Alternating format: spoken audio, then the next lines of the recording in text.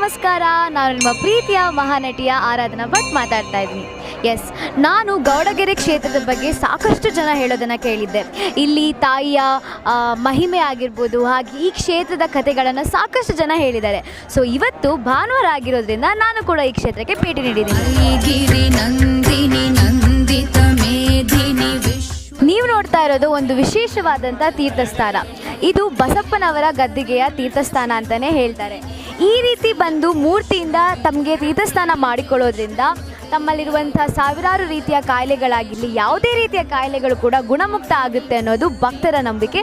ಇದರ ಜೊತೆಗೆ ಎಷ್ಟೋ ಕೂಡ ನಿಜ ಘಟನೆಗಳು ಕೂಡ ಆಗಿದೆ.